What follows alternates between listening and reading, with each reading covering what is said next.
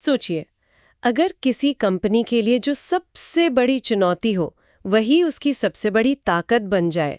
दिसंबर 2022 में अमेरिका ने चीन की एक चिप कंपनी कैम्ब्रिकॉन उस पर कड़े प्रतिबंध लगा दिए। ज्यादातर जानकारों ने कहा भाई ये कंपनी तो अब गई, कुछ महीनों की ही बात है।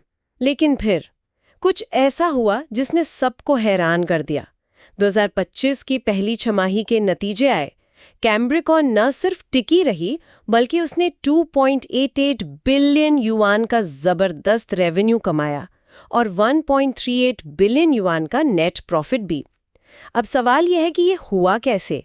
आज हम इसी कहानी की तह तक जाएंगे, कैम्ब्रिकॉन की कहानी। कैसे दो भाइयों ने जो कंपनी शुरू की उसने अमेरिका के इतने सख्त प्रतिबंधों को ही अपने सबसे बड़े कॉम्पिटिटिव एडवांटेज में बदल दिया। तो आज हमारा मिशन है इस स्रोत से मुख्य बातें निकालना और ये समझना कि कैम्ब्रिकॉन की इस वापसी के पीछे क्या था, उनकी स्ट्रेटजी क्या थी, बाहरी फैक्टर्स क्या थे और चीन के टेक लैंडस्केप के लिए इसके क्या मायने हैं। चलिए इसे खोलते हैं। तो शुरू करते हैं दिसंबर 2022 से। अमेरिका ने कैम्ब्रिकॉन को अपनी एंटिटी लिस्ट में डाल दिया। हाँ, इसका सीधा मतलब था जो ज़रूरी डिज़ाइन सॉफ्टवेयर थे और जो एडवांस्ड चिप बनाने वाली फैक्ट्रीज थे उन तक पहुंच लगभग बंद। बिल्कुल। ये बहुत बड़ा झटका था। मतलब ज्यादातर एक्सपर्ट्स तो यही मान रहे थे कि ये कैम्ब्रिकॉन के लिए एक तरह से खत्म होने जैसा है। सोचिए, जो आधुनिक चिप्स बनते हैं उनके लिए सिनॉप्सिस और केडियंस जैसे डिजाइन टूल्स चाहिए जी। और टीएसएमसी जैसी दुनिया की सबसे बेहतरीन फाउंड्रीज। अब इन तक पहुंच बंद हो जाना मतलब एक तरह से आपके हाथ पर ही बांध दिए गए। लेकिन फिर 2025 के नतीजे आते हैं।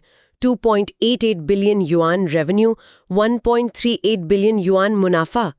ये तो बिल्कुल उल्टी कहानी लग रही है। हाँ, बिल्कुल। ये हुआ कैसे?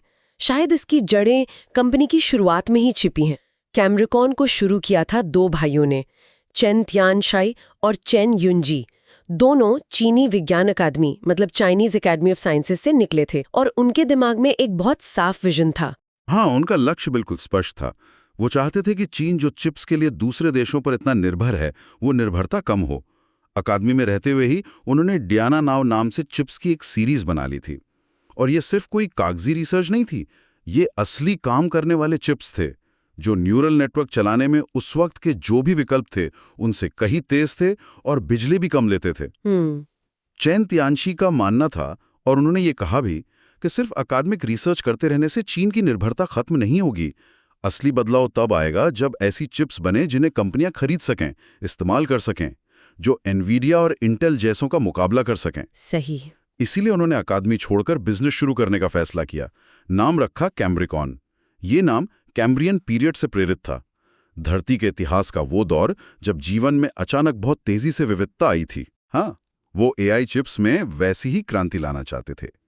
उनकी सोच बहुत सीधी और कह सकते हैं रणनीतिक थी कि अगर किसी देश को सुरक्षित और आत्मनिर्भर बनना है तो उसे टेक्नोलॉजी के जो मुख्य पुर्जे हैं उन पर अपना कंट्रोल रखना होगा। अगर विदेशी सप्लायर्स जब चाहें आपकी पहुंच काट दें तो आपकी पूरी जरूरी व्यवस्थाएं खतरे में पड़ जाती हैं।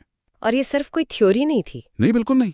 उस समय तक एक्सपोर्ट कंट्रोल चीनी टेक कंपनियों को परेशान करने लगे थे। उनका मानना था कि चीन अपना एआई का भविष्य ऐसी चिप्स पर नहीं बना सकता जिन पर उसका अपना नियंत्रण ही ना हो। यहीं पर कहानी में एक बहुत अहम मोड़ आता है, हुआवे के साथ उनकी साझेदारी। हुआवे उस वक्त टेलीकॉम इक्विपमेंट से आगे बढ़कर कंज्यूमर इलेक्ट्रॉनिक्स में, खासकर स्मार्टफोन्स में बड़ा नाम बन रहा था। हाँ, और अपना किरण प्रोसेसर प्लेटफॉर्म तैयार कर रहा था। बिल्कुल। और उस दौर में ना स्मार्टफोन्स में एआई प्रोसेसिंग की जरूरत तेजी से बढ़ रही थी, जैसे कैमरा फीचर्स को बेहतर बनाने के लिए, वॉइस रिकग्निशन के लिए और भी बहुत कुछ। फोन के जो सामान्य प्रोसेसर होते हैं वो ये काम उतनी कुशलता से नहीं कर पाते थे। अच्छा। यहीं पर कैम्ब्रिकॉन का 1A चिप, जिसे खास तौर पर न्यूरल नेटवर्क के लिए डिजाइन किया गया था, वो हुआवे के लिए एकदम फिट बैठा। कम बिजली लेता था और एआई टास्क के लिए परफॉर्मेंस भी दमदार थी। मतलब फोन ज्यादा गर्म नहीं होगा, बैटरी भी कम खर्च होगी। एग्जैक्टली, मुश्किल एआई मॉडल चला पाएगा। और 2017 में हुआवे ने अपने फ्लैगशिप किरण 970 चिप में कैम्ब्रिकॉन के 1A चिप को एनपीयू यानी न्यूरल प्रोसेसिंग यूनिट के तौर पर शामिल कर लिया। हाँ। और ये कोई छोटा मोटा पायलट प्रोजेक्ट नहीं था। नहीं, बिल्कुल नहीं। ये उनके सबसे महंगे, सबसे जरूरी फोन में लगा और लाखों लोगों तक पहुंचा। इस पार्टनरशिप से दोनों को बहुत फायदा हुआ। हुआवे के फोन्स में उस वक्त के सबसे एडवांस फीचर आ गए, जैसे on device translation, smart camera features. और कैमरन कौन के लिए? कैमरन कॉन ने यह साबित कर दिया कि उनकी टेक्नोलॉजी सिर्फ लैब की चीज नहीं है, वो बड़े पैमाने पर असली दुनिया के प्रोडक्ट्स में भरोसे के साथ काम करती है। और हुआवे का साथ मिलना, जो अपनी इंजीनियरिंग क्वालिटी के लिए जाना जाता है। हाँ, वो एक तरह का स्टैम्प ऑफ अप्रूवल हो गया। बिल्कुल। कैमरन की साख बनाने में और शुरुआती फंडिंग जुटाने में ये बहुत मददगार साबित हुआ। इस खबर के बाद दूसरी टेक कंपनियां भी कैमरन कॉन में दिलचस्पी लेने लगी। देखते ही देखते कंपनी की वैल्यूएशन $1 बिलियन पार कर गई। एक एकेडमिक स्पिन ऑफ से निकलकर ये एक भरोसेमंद चिप सप्लायर बन गई।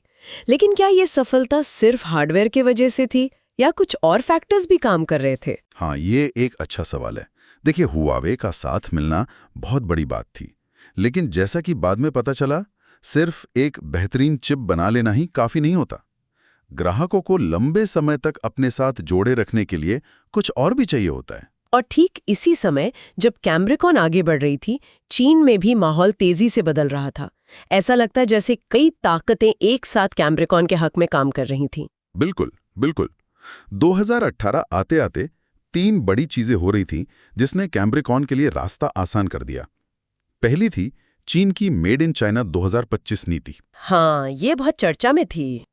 इसने सेमीकंडक्टर, खासकर चिप्स को देश की टॉप प्रायोरिटी बना दिया। चीन के लीडर्स ने समझ लिया था कि विदेशी प्रोसेसर पर निर्भर रहना एक बड़ा रणनीतिक खतरा है।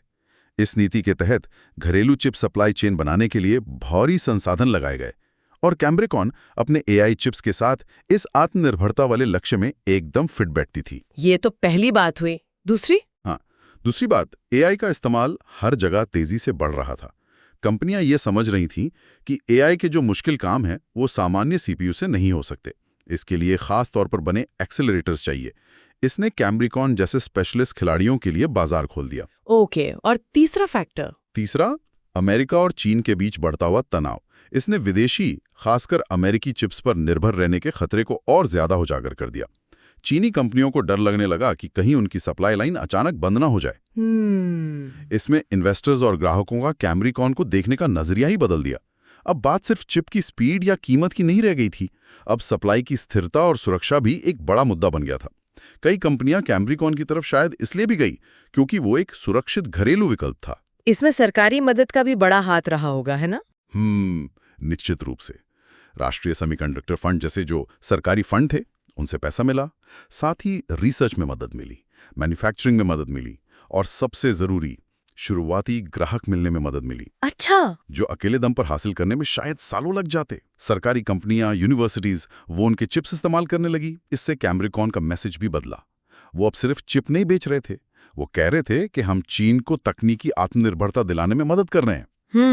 2019 तक ये साफ हो गया था कि कैमरिकॉन सिर्फ एक स्टार्टअप नहीं है, ये एक राष्ट्रीय मिशन का हिस्सा बन चुकी है। और इसी माहौल में 20 जुलाई 2020 को कैमरिकॉन शंघाई के स्टार मार्केट पर अपना आईपीओ लेकर आई और करीब $369 मिलियन जुटाए। लिस्टिंग वाले दिन ही शेयरों में जबरदस्त उछाल देखा गया। हाँ, और दिलचस्प बात यह है, जैसा कि उनके प्रोस्पेक्टस में भी था, कि उस समय कंपनी का रेवेन्यू बहुत ज्यादा नहीं था, वो घाटे में चल रही थी। अच्छा, फिर भी इतनी डिमांड? हाँ, फिर भी आईपीओ के लिए बैंकों और बड़े संस्थानों में होड़ मची हुई थी। ये सामान्य फाइनेंशियल आंकड़ों से परे की बात थी। तो मतलब निवेशक उस समय की कमाई नहीं देख रहे थे, वो भविष्य पर दांव लगा रहे थे। बिल्कुल। ये कैमरिकॉन की चीन के टेक भविष्य में क्या भूमिका होगी, उस पर एक बड़ा दांव था। प्रोस्पेक्टस ने एक तस्वीर पेश की। देखो, चीन में एआई का एक विशाल बाजार बन रहा है और कैमरिकॉन उसका जरूरी हिस्सा होगी। क्लाउड कंपनियों को मशीन लर्निंग के लिए चिप्स चाहिए, गाड़ी बनाने वालों को सेल्फ ड्राइविंग के लिए चाहिए, स्मार्ट सिटी प्रोजेक्ट्स को डेटा एनालिसिस के लिए चाहिए। सबको एआई चिप्स चाहिए। हाँ, सबको। कंपनी एक तरह से चीन की स्वतंत्र एआई क्षमता बनाने के सपने का प्रतीक बन गई थी। लेकिन क्या सब लोग इतने ऑप्टिमिस्टिक थे? कुछ सवाल भी तो उठ रहे होंगे। हाँ, बिल्कुल। संशयवादी भी थे। वो सीधी टक्कर की बात कर रहे थे। एनवीडिया उस समय एआई चिप बाजार में बहुत मजबूत थी। बेहतरीन टेक्नोलॉजी, गहरे ग्राहक संबंध। और इंटेल जैसी कंपनियां? हाँ, इंटेल जैसी अमेरिकी फर्म्स के पास रिसर्च और डेवलपमेंट के लिए कहीं ज्यादा पैसा था, मैन्युफैक्चरिंग की ताकत थी। तो सवाल यही था कि क्या कैमरिकॉन इनके सामने टिक पाएगी? लेकिन आईपीओ ने कैमरिकॉन को चीन की सेमीकंडक्टर आत्मनिर्भरता की लड़ाई का एक सार्वजनिक चेहरा बना दिया। और जो पैसा जुटाया उससे उन्हें R&D बढ़ाने, अच्छे इंजीनियर लाने और अपनी मैन्युफैक्चरिंग सुधारने में मदद मिली। लेकिन कहते ना, कामयाबी के साथ चुनौतियां भी आती हैं। आईपीओ की सफलता के फौरन बाद ही कैमरिकॉन को पहला बड़ा झटका लगा, और वो भी उनके सबसे बड़े शुरुआती साथी हुआवे से ही। हाँ, ये हुआ 2018-19 के आसपास। हुआवे ने धीरे धीरे कैमरिकॉन के प्रोसेसर की जगह अपने खुद के डिजाइन किए हुए हाई सिलिकॉन चिप्स इस्तेमाल करना शुरू कर दिया। ओह, ये कैमरिकॉन के लिए बहुत बड़ा झटका था, क्योंकि हुआवे उनका सबसे बड़ा ग्राहक था। ऑर्डर एकदम से गिर गए और जिस बिजनेस मॉडल की नींव हुआवे पर टिकी थी वो चरमराने लगा। हुआवे ने ऐसा क्यों किया होगा? क्या ये कैमरिकॉन के लिए एक तरह की चेतावनी थी? देखिए, हुआवे के नजरिए से देखें तो ये तार्किक कदम था। वो चिप डिजाइन पर पूरा कंट्रोल चाहते थे, अपनी सप्लाई चेन को बाहरी निर्भरता से बचाना चाहते थे। लेकिन कैमरिकॉन के लिए ये सिर्फ रेवेन्यू का नुकसान नहीं था। हुआवे का साथ मिलना उनके लिए एक तरह का सर्टिफिकेट था, जिसने दूसरे ग्राहकों को यकीन दिलाने में मदद की थी। वो सर्टिफिकेट अब चला गया। हाँ, शायद ये पहली घंटी थी कि सिर्फ अच्छा हार्डवेयर बेचना काफी नहीं है। और फिर आया दिसंबर 2022 का वो बड़ा झटका, अमेरिकन एंटिटी लिस्ट। इसने तो हालात और मुश्किल कर दिए होंगे। मुश्किल नहीं मैडम, लगभग नामुमकिन बना दिया।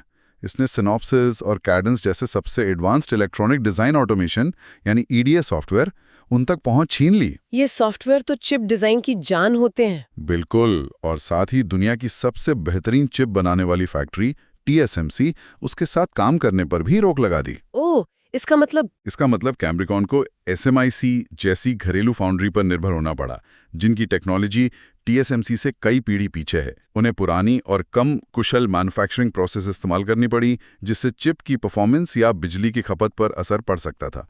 ये एक बड़ा समझौता था। तो ये तो लगभग अस्तित्व का संकट खड़ा हो गया। सबसे बड़ा ग्राहक चला गया, सबसे अच्छे डिजाइन टूल चले गए, सबसे अच्छी फैक्ट्री भी चली गई। बिल्कुल, कंपनी के अंदर भी सवाल उठने लगे होंगे कि क्या वो मुकाबला कर पाएगी।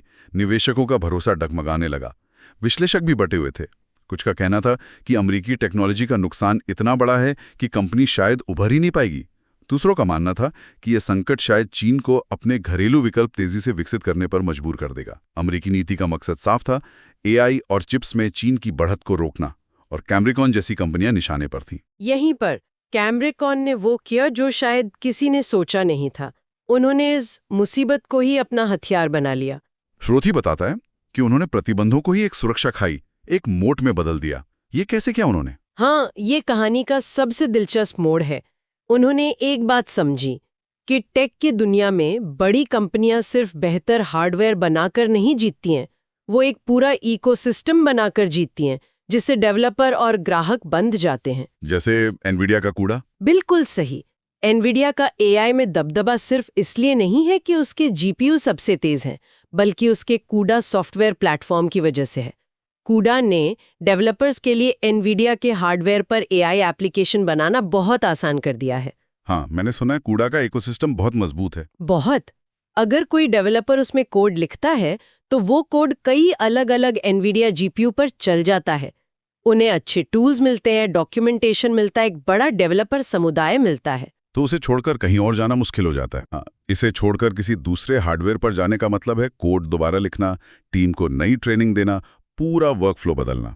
ये जो स्विचिंग कॉस्ट है, यानी एक टेक्नोलॉजी से दूसरी पर जाने की लागत, ये ग्राहकों को एनवीडिया के साथ बांधे रखती है, भले ही कोई दूसरी कंपनी कागज पर बेहतर हार्डवेयर ले आए।